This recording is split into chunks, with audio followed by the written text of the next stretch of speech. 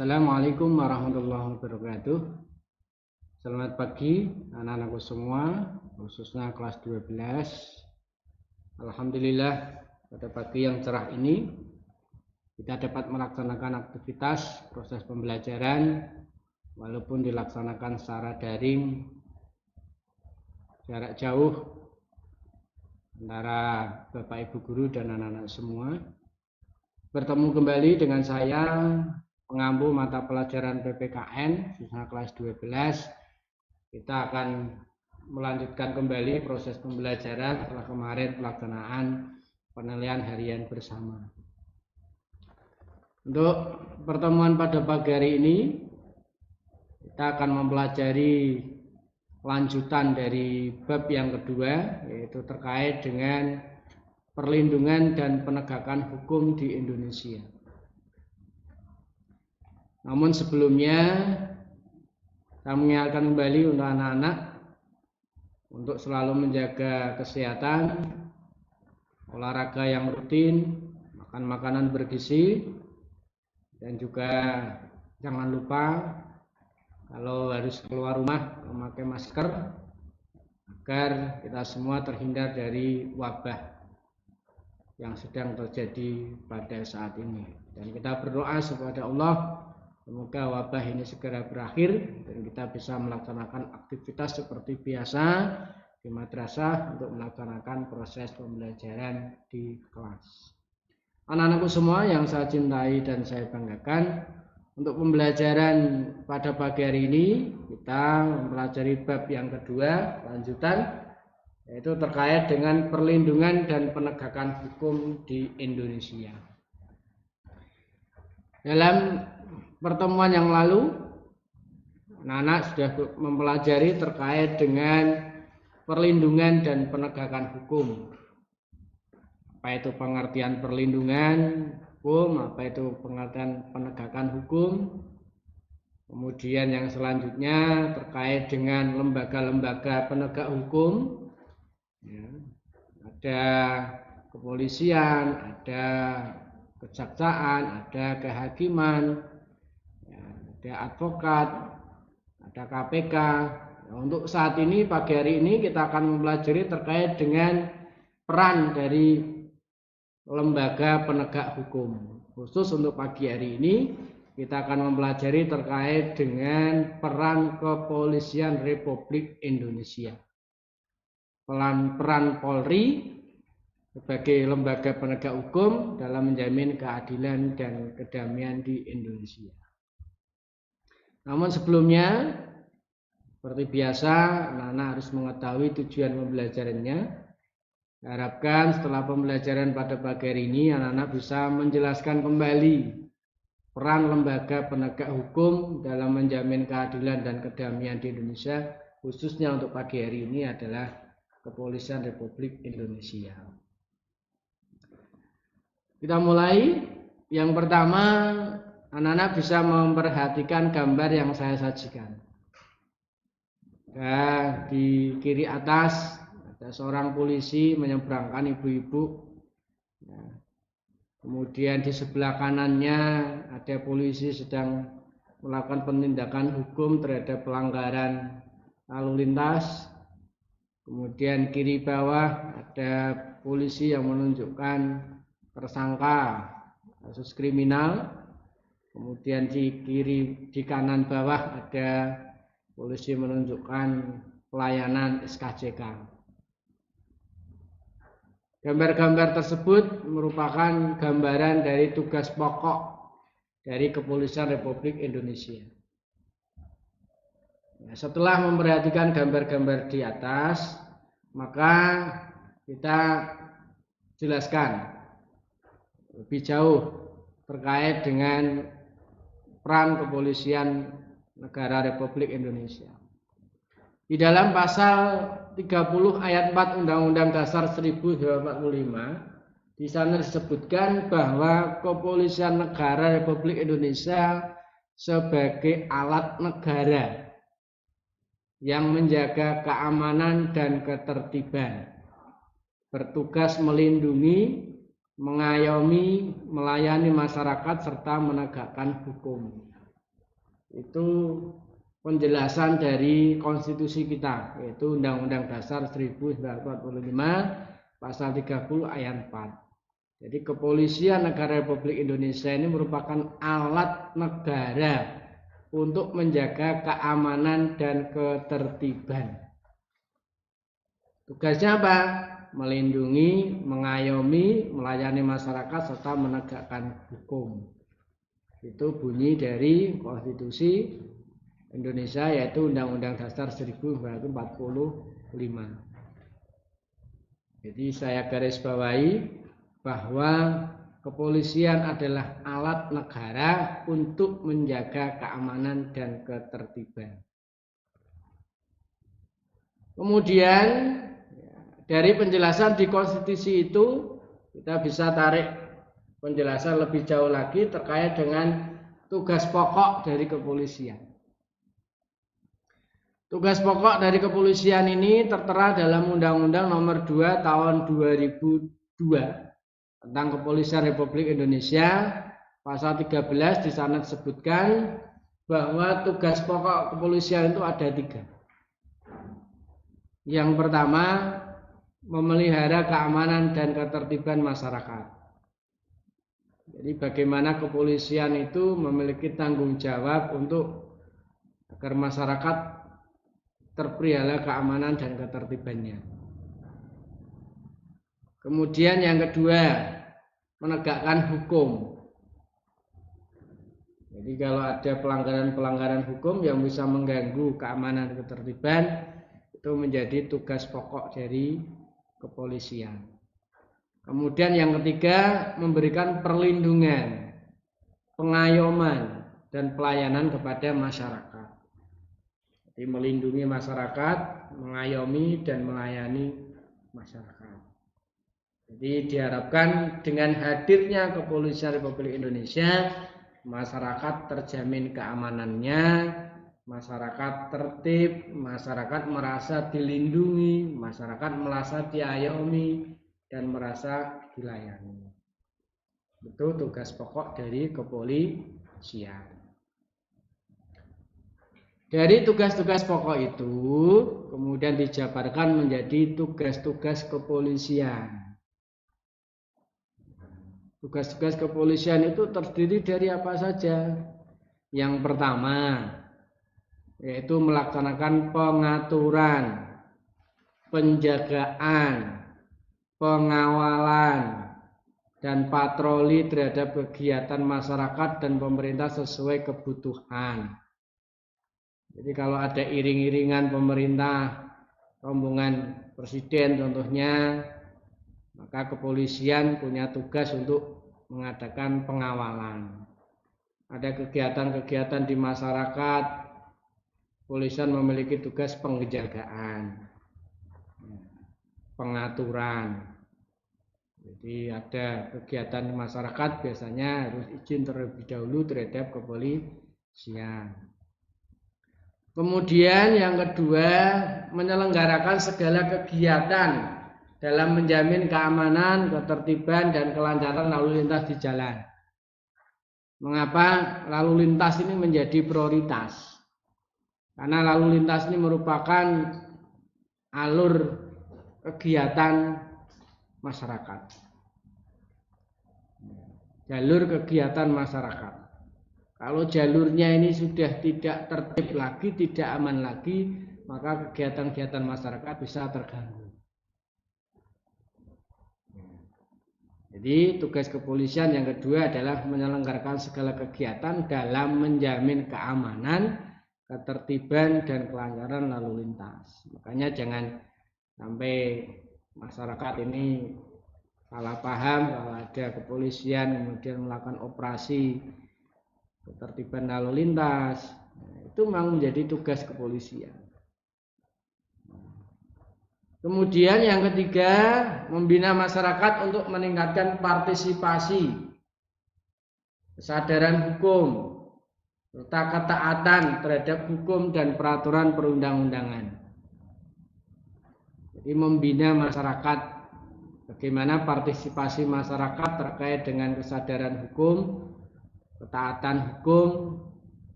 dan peraturan perundangan ini meningkat. Makanya di dalam struktur kepolisian itu ada Babin Kamtibmas. Jadi kepolisian ditugaskan di desa-desa ya untuk membina masyarakat agar berpartisipasi, ya, kemudian meningkatkan kesadaran hukum, meningkatkan ketaatan hukum dan peraturan perundang-undangan. Kemudian yang keempat, turut serta dalam pembinaan hukum nasional. Secara nasional juga kepolisian juga memiliki tugas untuk membina hukum nasional. Kemudian yang selanjutnya, memelihara ketertiban dan menjamin keamanan umum. Jadi bagaimana agar masyarakat ini merasa terjamin keamanannya. Masyarakat menjadi tertib. Ini menjadi pengaturannya menjadi tugas dari kepolisian. Kemudian yang selanjutnya melakukan koordinasi, pengawasan dan pembinaan teknis terhadap kepolisian khusus, penyidik pegawai negeri sipil dan bentuk-bentuk pengamanan swakarsa. Jadi kepolisian ini melakukan koordinasi pengawasan pembinaan terhadap kepolisian khusus. Makanya di dalam lembaga kepolisian itu ada detasemen atau densus. Kemudian lagi juga kepolisian juga mengawasi, mengkoordinir terkait dengan pengamanan swakarsa. Contohnya ada Satpam, ada lagi Hansip. Nah, ini menjadi tugas dari kepolisian untuk mengkoordinir, mengawasi dan membina secara teknis. Kemudian yang selanjutnya menyelenggarakan identifikasi, melakukan penyelidikan dan penyidikan terhadap semua tindak pidana sesuai hukum acara pidana dan peraturan perundang-undangan.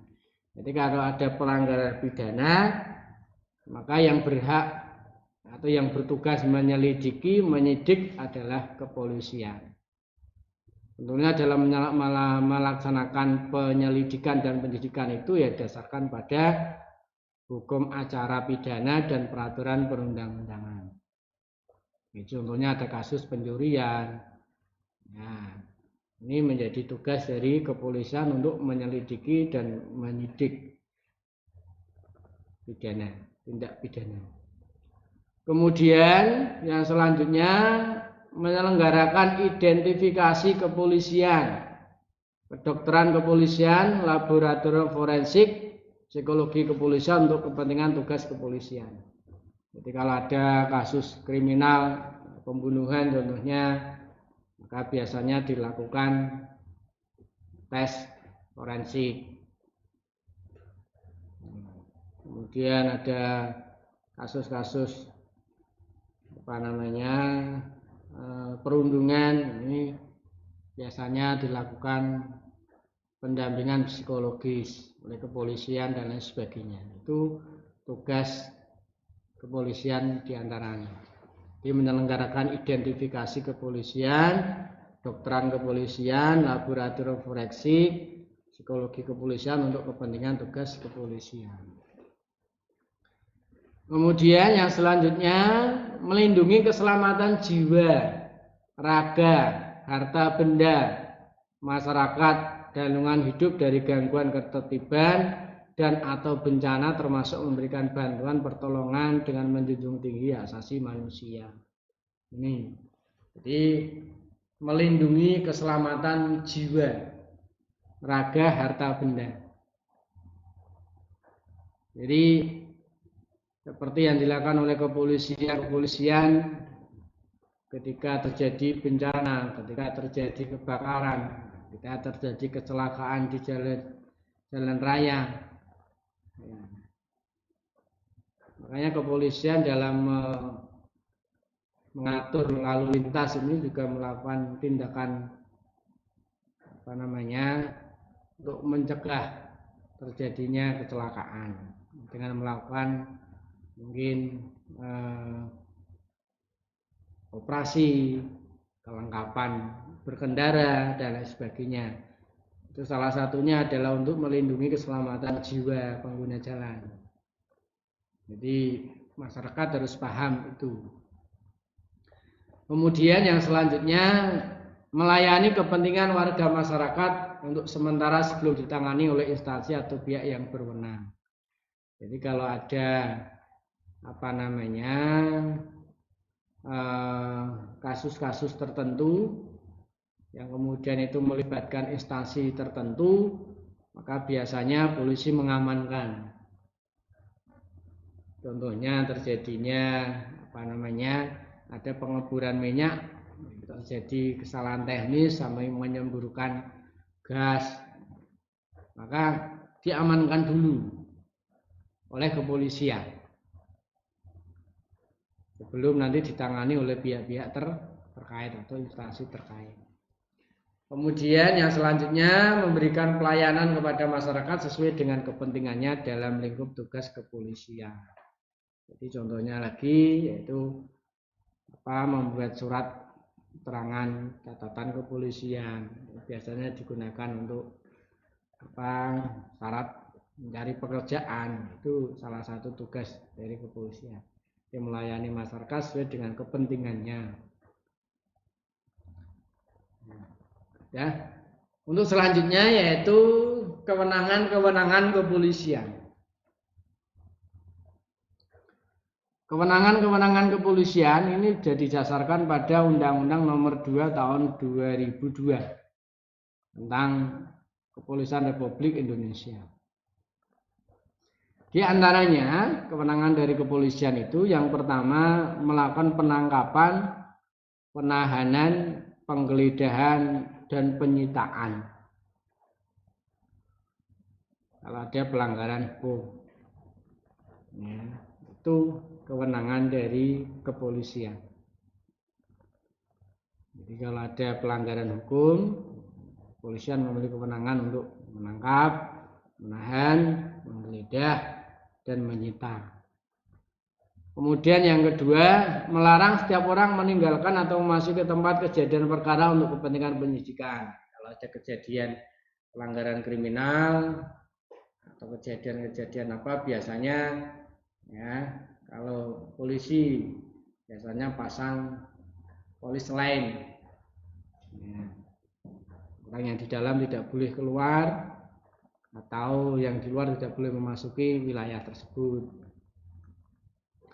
Kemudian yang ketiga, membawa dan menghadapkan orang kepada penyidik dalam rangka penyidikan. Jadi ketika ada orang yang disangka melakukan tindak pidana, maka kepolisian juga punya kewenangan untuk menghadapkan orang itu untuk ke penyidik.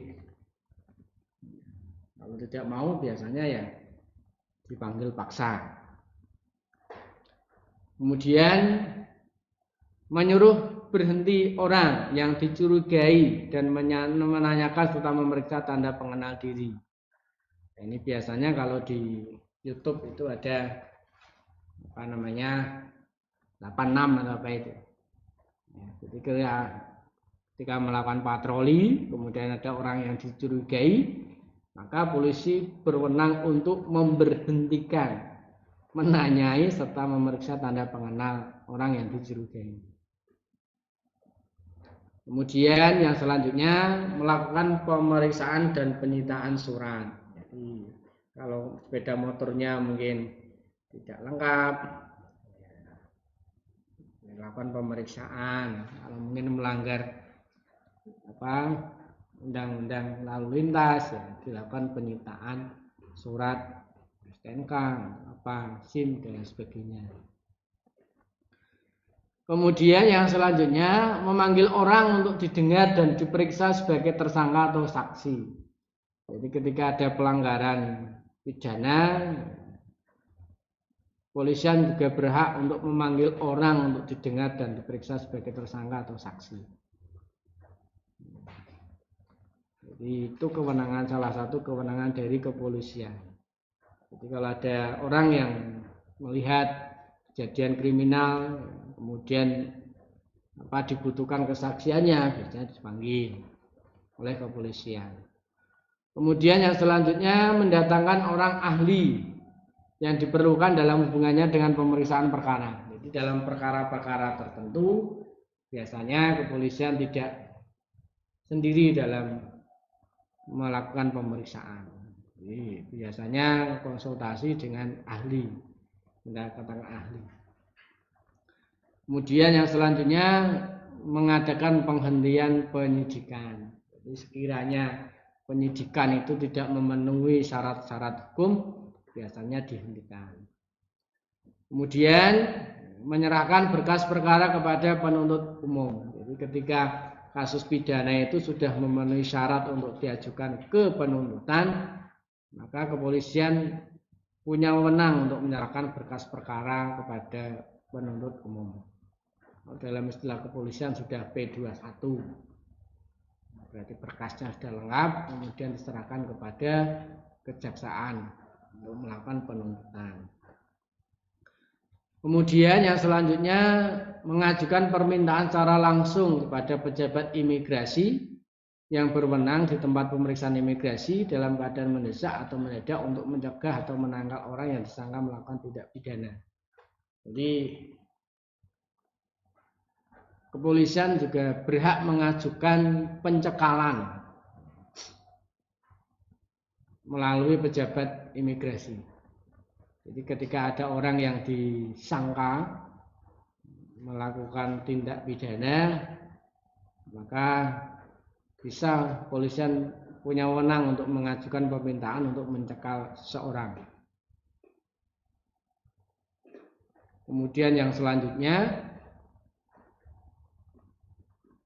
memberi petunjuk dan bantuan penyidikan kepada penyidik pegawai negeri sipil serta menerima hasil penyidikan penyidik pegawai negeri sipil untuk serahkan kepada penuntut umum.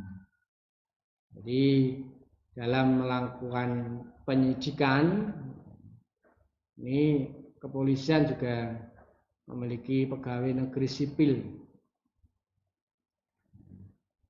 Jadi memberi petunjuk bantuan penyidikan kepada penyidik pegawai negeri sipil untuk nantinya setelah lengkap diserahkan kepada penuntut umum.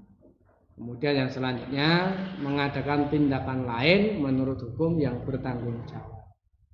Jadi itu kewenangan-kewenangan dari kepolisian. Selain itu pula, Kepolisian Republik Indonesia ini juga sebagai penyidik utama dalam menangani setiap kejahatan secara umum dalam rangka penciptaan keamanan. Jadi perlu dipahami bahwa Kepolisian Republik Indonesia ini memiliki tugas sebagai penyidik utama dalam menangani setiap kejahatan. Tertera dalam pasal 16 Undang-Undang Republik Indonesia nomor 2 tahun 2002 tentang Kepolisian Republik Indonesia. Nah, sebagai penyidik utama, kepolisian ini memiliki kewenangan. Di antaranya adalah melakukan penangkapan, penahanan, penggeledahan, dan penyitaan. Seperti tadi, tugas umumnya, kewenangan umumnya. Kemudian melarang setiap orang meninggalkan atau memasuki tempat kejadian perkara untuk kepentingan penyidikan. Kemudian membawa dan menghadapkan orang kepada penyidik dalam rangka penyidikan, jadi memanggil dan membawa atau menghadapkan orang kepada penyidik. Kemudian menyuruh berhenti orang curigai, tadi melakukan pemeriksaan dan penyitaan surat sama umumnya. Memanggil orang untuk didengar dan diperiksa sebagai tersangka atau saksi sama tugas kewenangan umumnya. Mendatangkan orang ahli sama. Menyerahkan berkas perkara kepada penuntut. Jadi kalau sudah lengkap disidik, maka dilakukan penuntutan. Kepolisian mengajukan berkas kepada kejaksaan. Mengajukan permintaan secara langsung, pencekalan tadi. Memberikan petunjuk sama. Mengadakan tindakan lain. Nah, tindakan lain ini ada syaratnya. tindakan-tindakan lain terkait dengan penyelidikan dan penyidikan ini ada beberapa syarat yang harus dipenuhi oleh kepolisian. Yang pertama, tidak boleh bertentangan dengan suatu aturan hukum. Jadi kepolisian dalam melaksanakan tindakan penyelidikan dan penyidikan ini tidak boleh bertentangan dengan suatu aturan hukum. Kemudian yang kedua, selaras dengan kewajiban hukum yang mengharuskan tindakan tersebut dilakukan. Jadi ada keselarasan. Jadi hal-hal yang dilakukan harus selaras dengan kewajiban hukum. Kemudian harus patut masuk akal, termasuk dalam lingkungan jabatannya.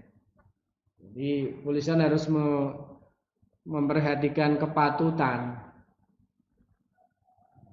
kemudian logis, termasuk dalam lingkungan jabatannya. Kemudian dengan syarat lagi pertimbangan yang layak berdasarkan keadaan yang memaksa.